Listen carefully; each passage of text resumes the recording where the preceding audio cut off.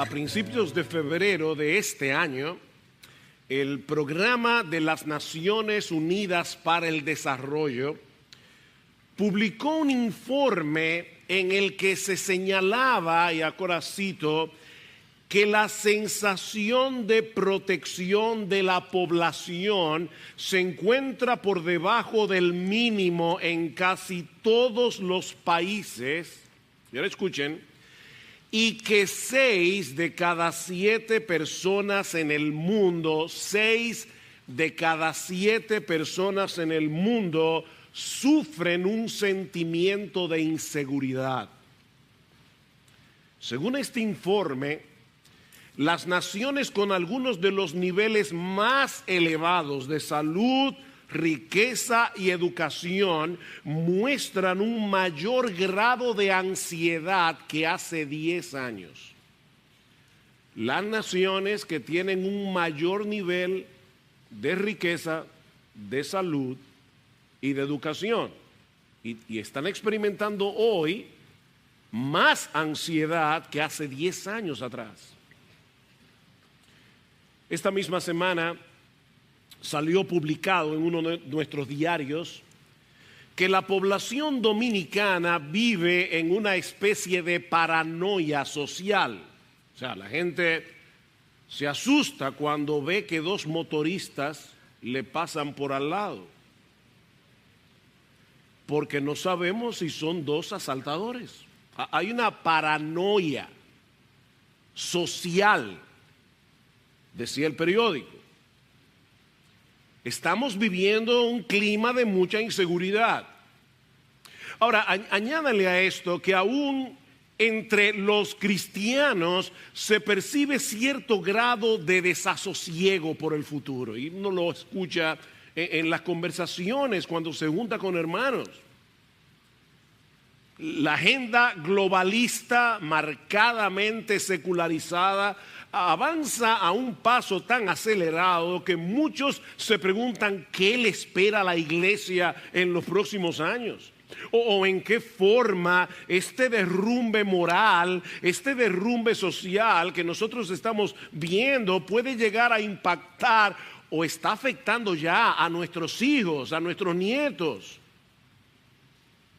Hay un temor generalizado, no solo entre los incrédulos, mis hermanos, aún entre creyentes. La diferencia, la gran diferencia, es que los creyentes tenemos en nuestras manos las promesas de Dios.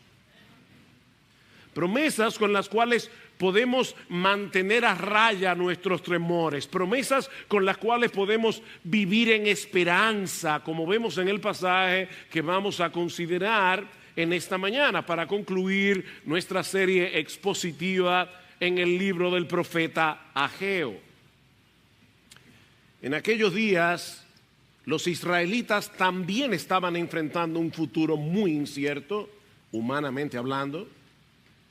Israel había perdido su soberanía, recuerden, unos 70 años antes cuando Babilonia los invadió. Ahora se encontraban bajo el dominio de los persas.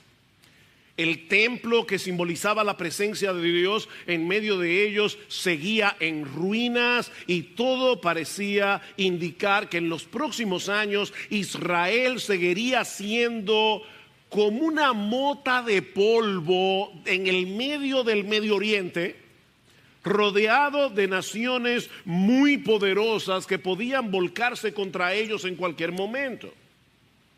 ¿Dónde había quedado la promesa que Dios le había hecho al rey David de que uno de sus descendientes se sentaría en su trono para siempre?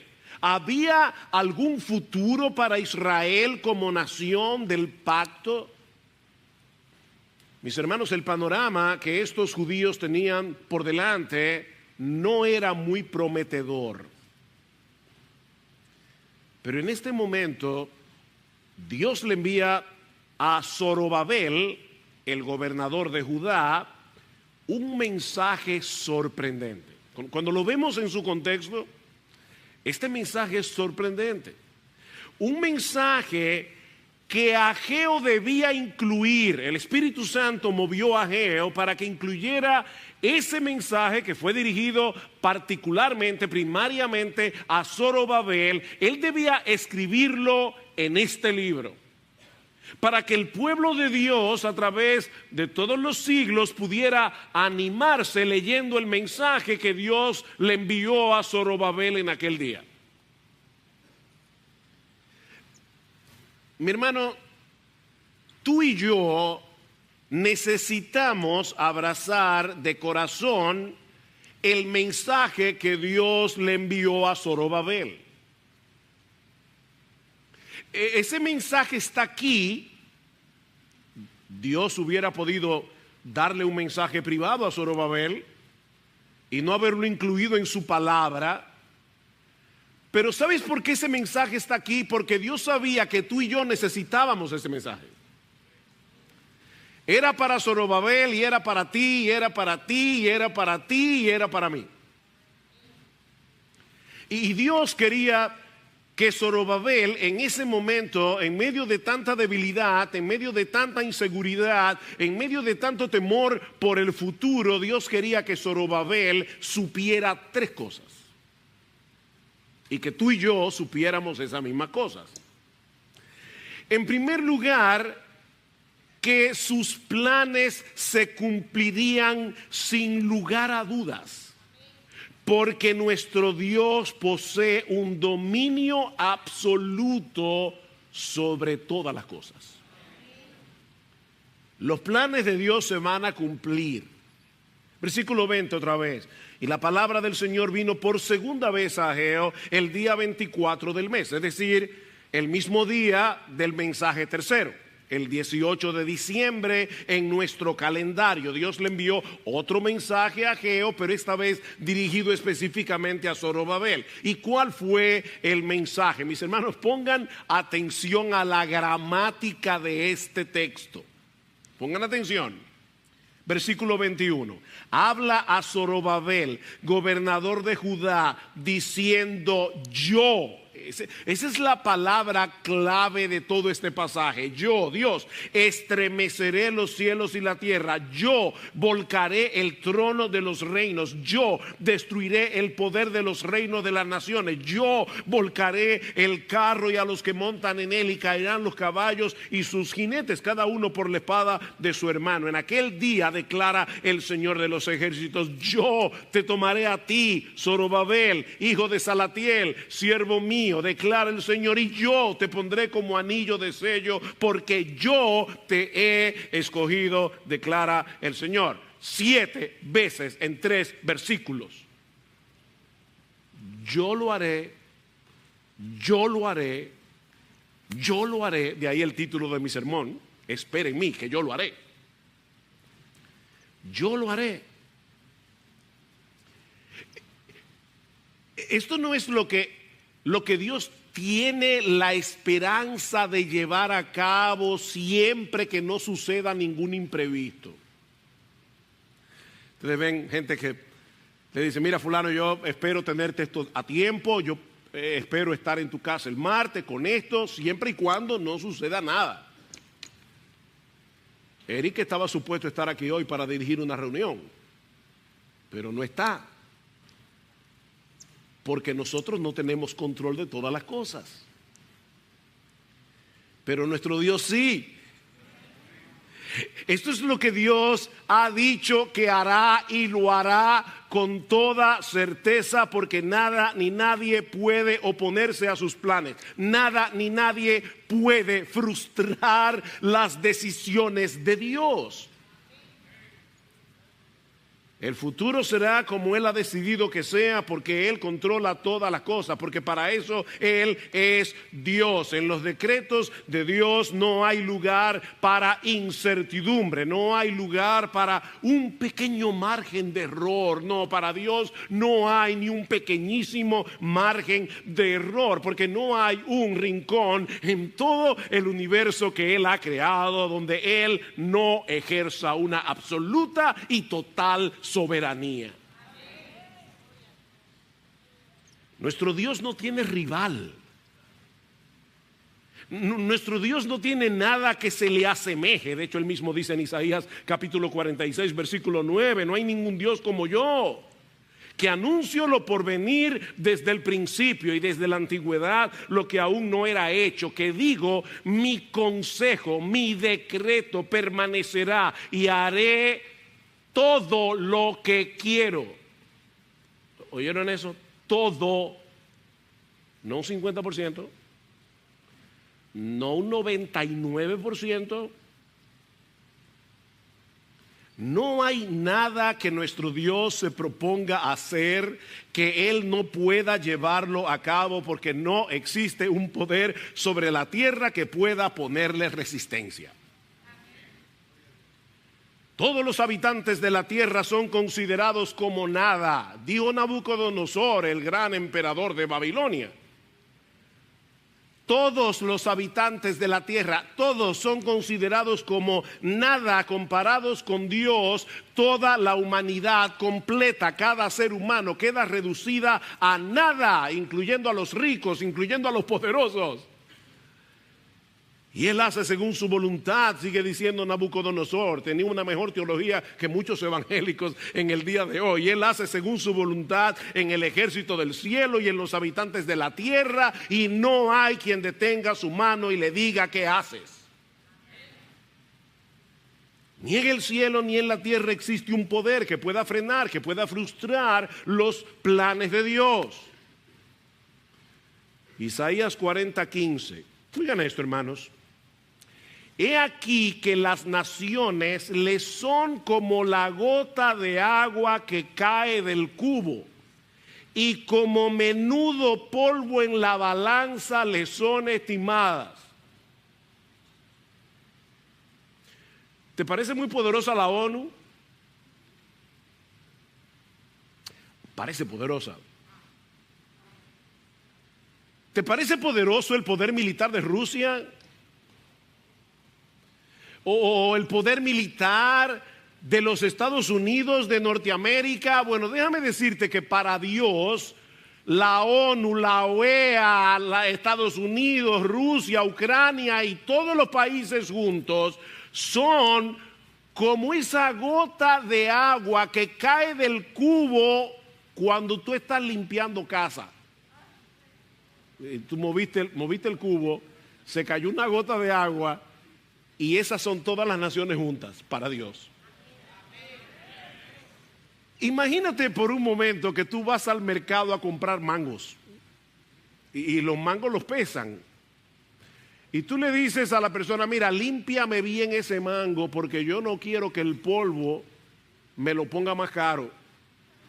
Eso sería ridículo. Bueno, eso es exactamente lo que dice aquí. Dice que todas las naciones son como menudo polvo en la balanza. O sea, así como el polvo pegado del producto no puede mover la balanza, las naciones tampoco.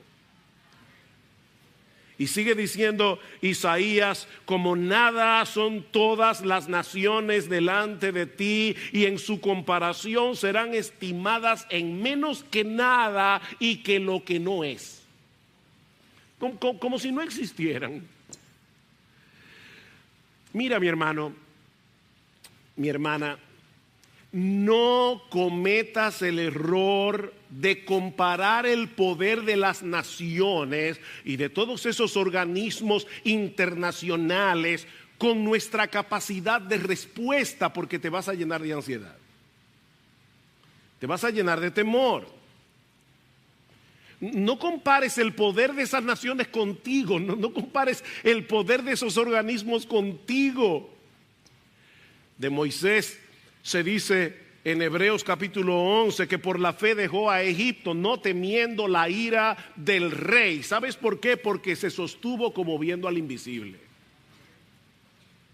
No temiendo la ira de Faraón, porque él se sostuvo como viendo al invisible. Mi hermano, espera en ese Dios que puede decir con toda certeza, yo lo haré. Espera en mí, yo lo haré. Porque Él sigue sentado en su trono, gobernando todas las cosas para su gloria y para el bien de su pueblo, aunque en este momento no tengamos ni idea de lo que Él está haciendo ni por qué. Lo segundo que Dios le dice a Zorobabel y a todos nosotros en el día de hoy es que todos los reinos rivales de Dios serán destruidos. Todos. Ninguna oposición contra Dios prevalecerá. Versículo 21. Habla Zorobabel, gobernador de Judá, diciendo: yo estremeceré los cielos y la tierra, y volcaré el trono de los reinos, y destruiré el poder de los reinos de las naciones, y volcaré el carro de los que y a los que montan en él, y caerán los caballos y sus jinetes, cada uno por la espada de su hermano. Esta figura del versículo 21, yo estremeceré los cielos y la tierra, es muy similar a lo que vimos en los versículos 6 y 7 de este mismo capítulo. ¿Recuerdan cuando dice que Dios iba a hacer temblar a los reinos de las naciones? Solo que en aquel momento el significado era muy diferente. Ageo capítulo 2, versículo 6, porque así dice el Señor de los ejércitos: una vez más, dentro de poco yo haré temblar los cielos y la tierra, el mar y la tierra firme, y haré temblar a todas las naciones. Vendrán entonces los tesoros de todas las naciones, y yo llenaré de gloria esta casa, dice el Señor de los ejércitos. Esta profecía se repite una y otra vez en los profetas. Ellos visualizaban el día en que habría de cumplirse la promesa que Dios le hizo a Abraham de que a través de uno de sus descendientes serían benditas todas las familias de la tierra. Dice en Sofonías capítulo 3 versículo 9, escuchen esto, mis hermanos, porque aquí están incluidos los dominicanos. Dice que Dios daría a los pueblos labios puros, a todos los pueblos, para que todos ellos invoquen el nombre del Señor, para que les sirvan de común acuerdo. Desde más allá de los ríos de Etiopía, mis adoradores, mis dispersos traerán mi ofrenda. Ven, Dios aparece y todas las naciones se rinden ante Él, o gente de todas las naciones. Esta profecía se cumplió cuando Dios el Hijo se hizo hombre en su primera venida. Desde entonces nuestro Dios ha estado construyendo un enorme templo espiritual formado de piedras vivas con gente de todo pueblo, lengua, tribu y nación que se postran ante el Dios de Israel y le adoran en espíritu y en verdad. Pero en los versículos 21 al 22 el panorama es muy diferente. Porque aquí no se habla de salvación, aquí se habla de destrucción. Y se usa el mismo lenguaje que Dios usó en Génesis cuando habló de la destrucción de Sodoma y de Gomorra. Lo que Ageo está describiendo en los versículos 21 y 22 es muy similar a lo que se describe en el Salmo 2. Es una absurda conspiración universal contra el Señor y contra su Cristo, que está condenada al fracaso desde el principio. Dice: ¿por qué se amotinan las gentes y los pueblos piensan cosas vanas? Se levantarán los reyes de la tierra y príncipes consultarán unidos contra el Señor y contra su ungido, contra su Cristo, contra su Mesías. Eso es una total ridiculez. Dice en el versículo 4: el que se sienta como rey en los cielos se ríe. El Señor se burla de ellos. Esta conspiración no produce ninguna alarma en el trono de Dios, pero lamentablemente sí produce muchas alarmas en nuestros corazones. Hay una diferencia en cómo el cielo reacciona y cómo nosotros reaccionamos. Mis hermanos, seamos honestos. Desde nuestro punto de vista, los poderes terrenales nos parecen demasiado poderosos. Y fácilmente olvidamos quién es el que está en control. Sí, es cierto que hay una conspiración contra Dios, es cierto que hay una conspiración contra su iglesia, hay una humanidad caída que pretende darle un golpe de estado a Dios. Eso es real. Eso es lo que vemos todos los días en los medios de comunicación, es lo que vemos en los gobiernos nacionales, es lo que vemos en los organismos internacionales. Eso es real. Mis hermanos, no podemos negar lo que está a la vista. Hay una conspiración. La agenda globalista es real. El movimiento LGBTQ es real. La ideología de género es real. Mis hermanos, todos esos organismos internacionales que están tratando de implantar una dictadura ideológica en países como los nuestros, eso es real. Pero el resultado final de esta guerra ya está decidido. Ese es el punto. Sí, algunos de estos grupos ganarán batallas aquí y allá, porque el Dios soberano, por alguna razón que nosotros no entendemos, les va a permitir ganar ciertas batallas, pero no ganarán la guerra, mis hermanos. Ya Dios determinó, ya Dios decretó la destrucción final de todos los reinos que se le oponen al suyo. Por eso alguien decía muy sabiamente que no debemos cometer el error de visualizar el futuro a la luz del presente. No. Debemos visualizar el presente a la luz del futuro. Son dos formas muy distintas de ver la vida. Todos los poderes que se le oponen a Dios serán suprimidos. Serán destruidos. Esta profecía tendrá su cumplimiento final y definitivo cuando el Señor Jesucristo regrese en gloria. Dice en Apocalipsis capítulo 19, hay una batalla y al final Jesucristo vence. Pero ¿saben qué, mis hermanos? A través de toda la historia, una y otra vez, nosotros vemos al Dios soberano poniendo límites al mal. Cuando Hitler inauguró el Tercer Reich, o sea, el Tercer Imperio, en enero de 1933, Hitler anunció con bombos y platillos que estaba inaugurando un reino que iba a durar 1000 años. ¡Wow! 1000 años. Duró 12 años, 3 meses y 8 días.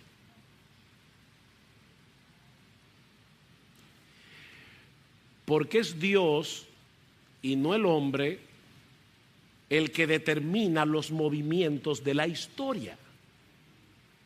Solo Él tiene poder para decir con certeza, yo lo haré.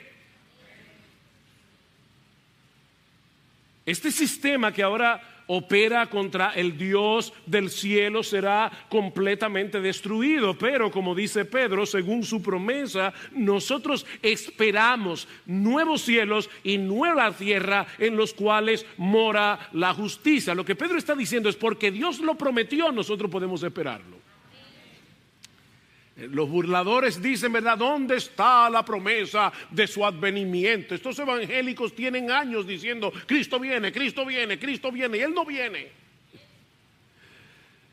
Pero tú y yo sabemos que cuando Dios promete algo, no importa cuántos años pasen, Él lo cumplirá. Entonces, como Él prometió cielos nuevos, tierra nueva, donde mora la justicia, dice Pedro, nosotros podemos esperar en eso. E incluso sigue diciendo Pedro, nosotros tenemos que vivir ahora a la luz de esa promesa. ¿Cómo no debéis vosotros andar en una santa y piadosa manera de vivir? Porque Dios cumplirá lo que prometió. Y eso nos lleva a la tercera parte del mensaje que Dios le dio a Zorobabel. Y es que Dios le dice a este hombre, en palabras, ¿verdad?, que tenemos que explicar, que la línea davídica, o sea, la línea del rey David, de la que vendría el Mesías, esa línea sería preservada hasta el establecimiento del reino del Mesías, porque nuestro Dios es fiel a sus promesas, porque lo declara Jehová de los ejércitos. Versículo 23. En aquel día, y esa es una expresión que habla del día del Señor, el día que apunta hacia la segunda venida de Cristo, en aquel día declara el Señor de los ejércitos: te tomaré a ti, Zorobabel, hijo de Salatiel, siervo mío, declara el Señor, y te pondré como anillo de sello, porque yo te he escogido, declara el Señor de los ejércitos. Para poder entender esta parte del mensaje, es necesario que nosotros sepamos quién era Zorobabel. A lo largo de esta serie hemos estado hablando de Zorobabel, el gobernador de Judá, pero no hemos hablado mucho acerca de él, de hecho casi nada. ¿Quién era Zorobabel? Bueno, Zorobabel era nieto de Joacim. Oh, wow. Pastor, ¿y quién era Joacim? Bueno, Joacim fue el último rey de la línea davídica que reinó legítimamente en Jerusalén antes del cautiverio babilónico.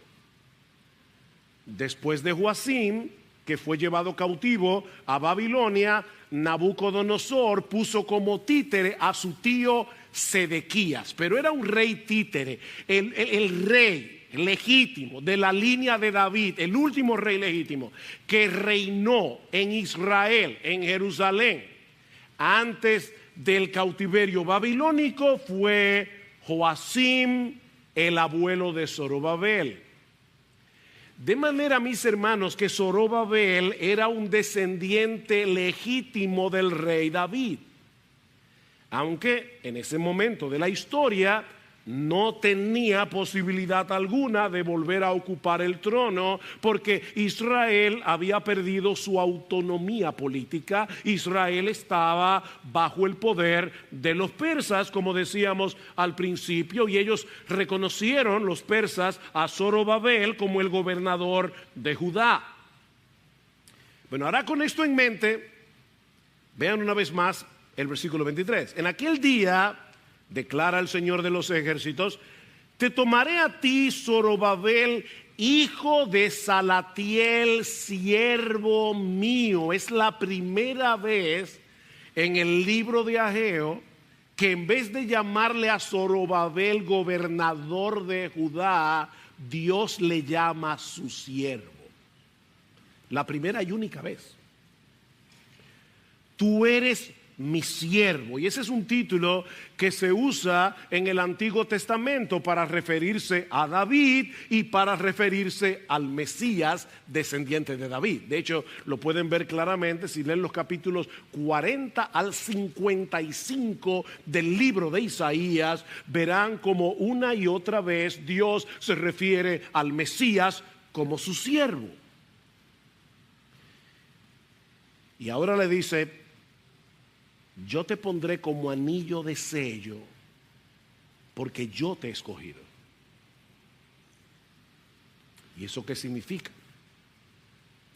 Bueno, este sello era un símbolo de autoridad y era usado para endosar todos los documentos oficiales. Se ponía la arcilla y entonces el sello del rey era como la firma del rey sobre un documento. Este anillo era tan importante que los reyes solían llevarlo consigo como una medida de protección, ya sea puesto en la mano o en un collar en el cuello. Este sello era sumamente importante. Y ahora Dios le dice a Zorobabel: yo te tomaré, te pondré como anillo de sello, es decir, yo te protegeré como si tú estuvieras en la palma de mi mano, y te investiré de mi autoridad real, porque yo te he escogido. Ahora, el trasfondo de esta promesa la encontramos en el capítulo 22 del libro del profeta Jeremías. donde Dios le anuncia a Joacim, el abuelo de Zorobabel, que él sería llevado en cautiverio a Babilonia por causa de su pecado y que ninguno de sus descendientes inmediatos volverían a sentarse en el trono de Israel. Y el lenguaje que usa Dios en Jeremías capítulo 22, versículo 24, es muy similar al que usa Ageo en el versículo 23. Dios le dice, Jeremías 22, vivo yo, declara el Señor, aunque Conías, hijo de Joacim, rey de Judá, fuera un anillo en mi mano derecha, aún de allí lo arrancaría. ¿Ven la advertencia de juicio? Te voy a arrancar. Tú has sido un anillo de sello en mi mano, pero aún estuvieras en mi mano derecha. Yo quiero que tú sepas que ya no hay esperanza para ti. Aún de allí te arrancaría y te enviaría cautivo a Babilonia. Para Joacim no había remedio, ni para ninguno de sus descendientes. Pero ahora Dios le está prometiendo a Zorobabel revertir esas palabras de juicio. La promesa mesiánica que Dios le hizo a David habría de cumplirse con un descendiente de Zorobabel. Yo te he escogido como mi siervo, yo te protegeré como un anillo de sellar en mi propia mano y yo te investiré de autoridad. Zorobabel no tenía ninguna importancia política. Para las naciones circundantes, Zorobabel era un don nadie, era el gobernador de una pequeñita nación en Medio Oriente sin ninguna importancia. Zorobabel no era nadie a los ojos del mundo. Era el gobernador de una pequeña nación bajo el dominio de los persas. Y un poco más adelante iban a estar bajo el dominio de los griegos, y unos años más adelante iban a estar bajo el dominio de los romanos. Humanamente hablando, era muy improbable que Dios cumpliera la promesa que le había hecho a David, pero nuestro Dios es fiel.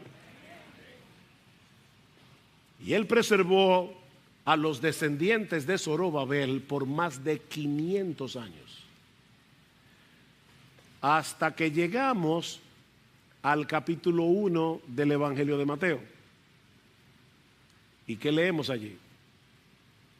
Que después de la deportación a Babilonia, Jeconías engendró a Salatiel, Salatiel engendró a Zorobabel, Zorobabel a Abiud, y así sigue descendiente tras descendiente hasta llegar a Jacob, que engendró a José, el marido de María, de la cual nació Jesús, llamado el Cristo.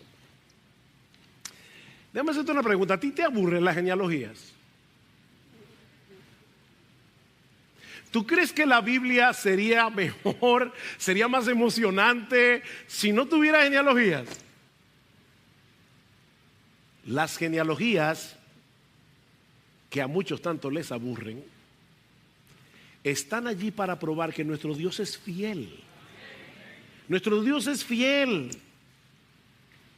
Él cumplió en Cristo lo que le prometió a David, un rey eterno.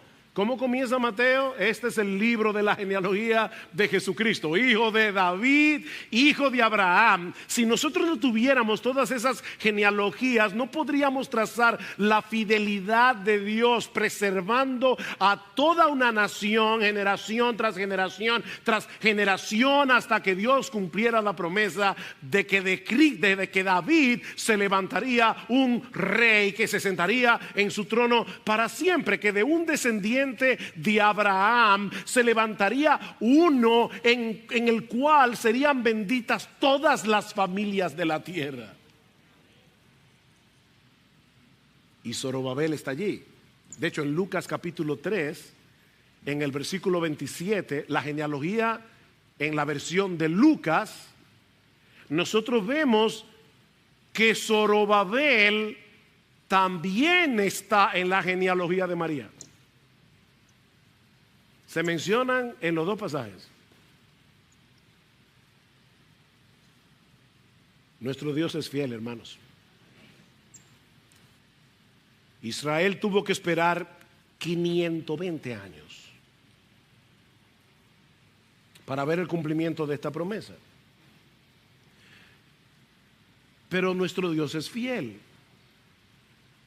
Y aunque el Mesías murió en debilidad en una cruz romana, Él resucitó al tercer día y Él ascendió a los cielos y Él está sentado como rey a la diestra del Padre hasta que todos sus enemigos sean puestos por estrado de sus pies, ya sea por conversión o por destrucción.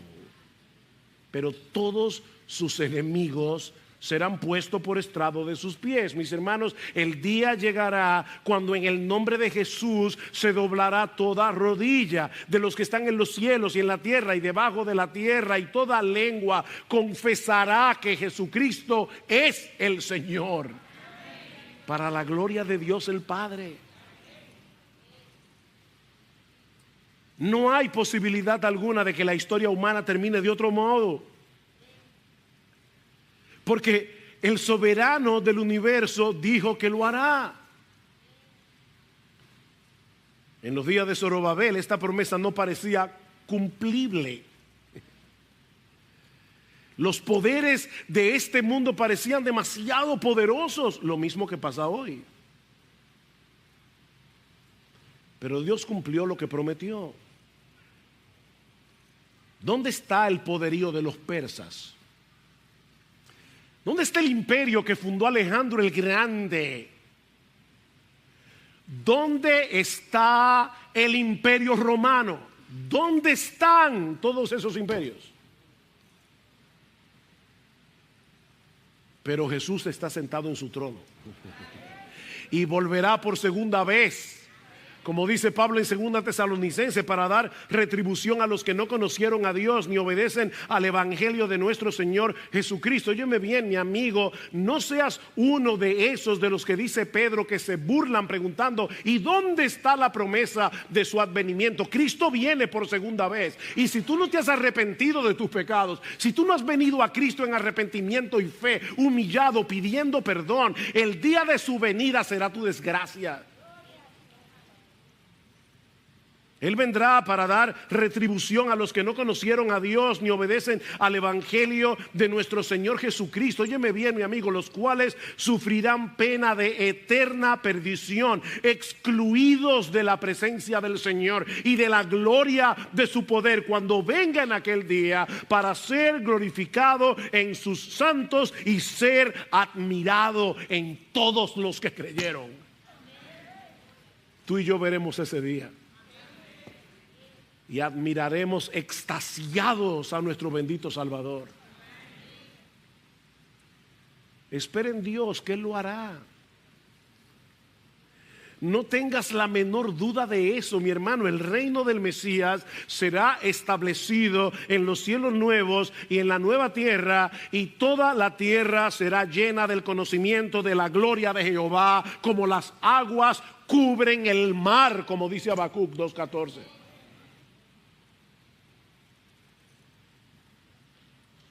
Ahora hay un detalle adicional en este texto que no podemos pasar por alto. Ya explicamos lo que el texto significa. Ahora, hermanos, ¿para qué Dios le dijo todo eso a Zorobabel?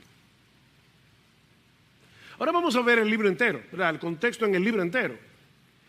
¿Para qué fue que Dios le dijo todo eso a Zorobabel? Espera en mí, yo lo haré, yo lo haré, yo lo haré. Yo voy a destruir los reinos de las naciones. Nadie se puede oponer a mí. El reino del Mesías prevalecerá. Era para que Zorobabel ahora se sentara tranquilo. Bueno, ya no hay problema. Esperemos que Dios destruya a los malos, que el Señor establezca su reino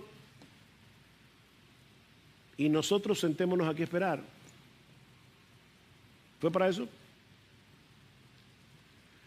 ¿O fue para animarlo a continuar con la reconstrucción del templo?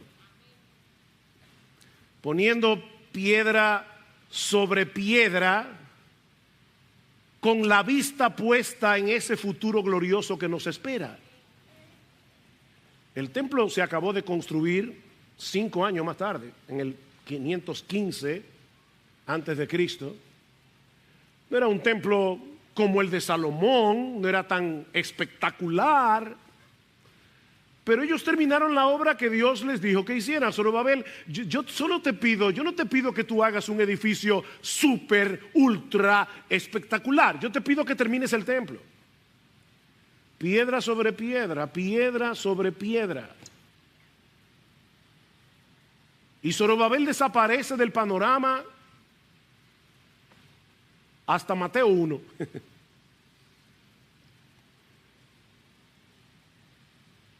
Dice en Daniel capítulo 11, versículo 34, que el pueblo que conoce a su Dios se esforzará y actuará.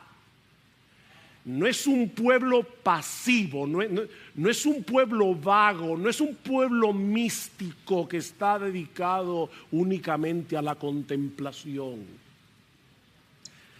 No es un pueblo esforzado. Mis hermanos, estas promesas no deben llevarnos a contemplar con pasividad todo lo que está pasando a nuestro alrededor. Nosotros somos la sal de la tierra, nosotros somos la luz del mundo. Hay algo que tú y yo tenemos que hacer en medio del caos que nos rodea,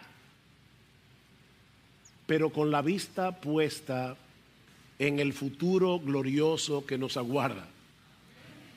Ese es el punto. Estos versículos finales de Ageo son como una especie de complemento de lo que Dios le había dicho a Zorobabel en el capítulo 2, los versículos 4 y 5. Recuerdan, esfuérzate, Zorobabel, trabaja, no temas. Esfuérzate, trabaja y no temas. Zorobabel continúa poniendo piedra sobre piedra en este templo que no parece tan impresionante, porque ese esfuerzo que a tus ojos parece pequeño es un eslabón más en toda una cadena de algo mucho más grande, de algo mucho más glorioso que Dios está haciendo en la historia de la redención.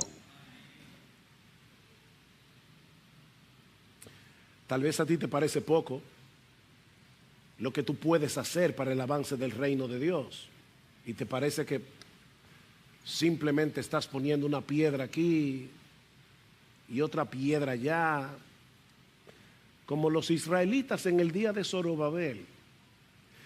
Mientras pensaba en esto, pensaba en los padres de esta iglesia. ¿Verdad, padres, que a veces uno está trabajando con sus hijos y a uno le parece como que el trabajo no avanza? Y uno pone una piedra hoy, parece que se cae mañana. ¿Es tan importante lo que yo estoy haciendo en casa con mis hijos? Yo oigo hablar de los misioneros que están dando su vida en los países árabes, predicando el evangelio, pero yo estoy aquí simplemente educando a mis hijos en el temor del Señor. ¿Es esto tan importante? Sí, es importante. Sigue poniendo piedra sobre piedra, aunque nadie te vea. Es un eslabón más. La semana que viene en la reunión vamos a hablar otra vez de las necesidades que nosotros tenemos de que muchos de nuestros hermanos se involucren en ministerios. O ¿qué vamos a hacer? ¿Vamos a reaccionar como los judíos en el tiempo de Ageo? No es tiempo de la casa del Señor, no es tiempo para la casa del Señor. Sí es el tiempo para la casa del Señor. Este es el tiempo. ¿Cuándo será el tiempo? Sacúdete, mi hermano, de esa apatía, sacúdete de esa pasividad. Hay algo que tú y yo tenemos que hacer. Puede que no parezca impresionante, puede que no parezca glamoroso, pero es increíble lo que el Todopoderoso puede hacer con nuestro poco. Lo que a ti y a mí nos parece poco. Esfuérzate, trabaja, no temas. Porque Dios está haciendo algo que ahora mismo no podemos ver. Dios está haciendo algo para la gloria de su Hijo. Dios está construyendo un templo espiritual de piedras vivas, de todo pueblo, lengua, tribu y nación. Dios lo está haciendo, y lo está haciendo con el pequeño esfuerzo tuyo y mío. Porque nosotros tenemos un tesoro en vasos de barro. ¿Sabes para qué? Para que la excelencia del poder sea suya y no nuestra. Somos como Zorobabel. Estamos aquí poniendo una piedra y otra piedra y otra piedra. Y uno dice, ¿a dónde va a llegar esto?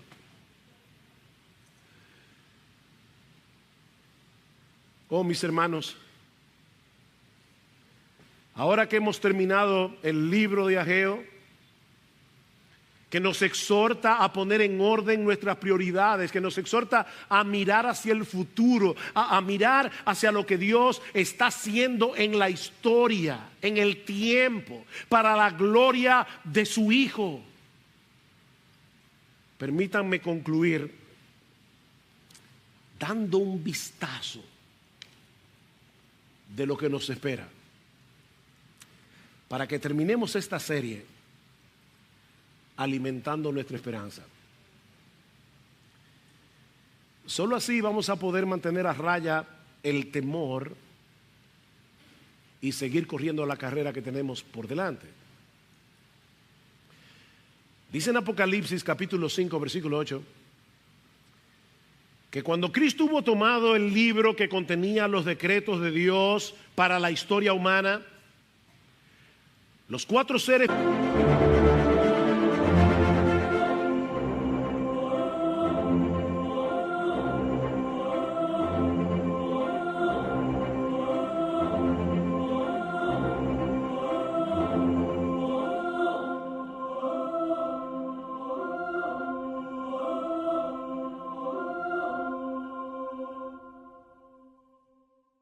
vivientes, hermano, escucha este pasaje tan conocido como si lo estuvieras escuchando por primera vez. Vislumbra lo que tú y yo vamos a ver en el futuro.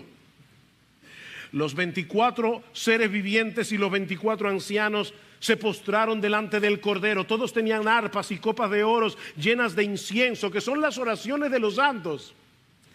Y cantaban un nuevo cántico diciendo: digno eres de tomar el libro y de abrir sus sellos, porque tú fuiste inmolado y con tu sangre nos has redimido para Dios de todo linaje y lengua y pueblo y nación, y nos has hecho para nuestro Dios reyes y sacerdotes, y reinaremos sobre la tierra. Tú y yo reinaremos sobre la tierra. Esa promesa no es para George Soros, esa promesa no es para Bill Gates, esa promesa no es para los miembros de la ONU, esa promesa es para esos débiles creyentes que han puesto su confianza en Jesucristo. Los mansos reinarán para siempre sobre la tierra.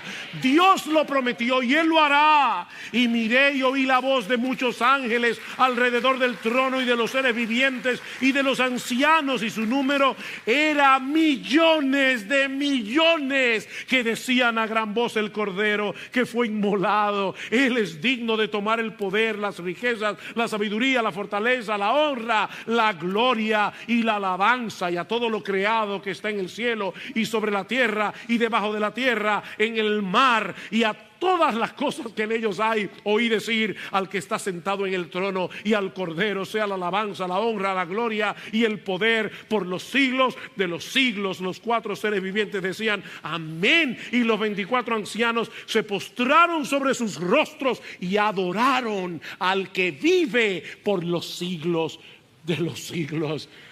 Glorias sean dadas a nuestro bendito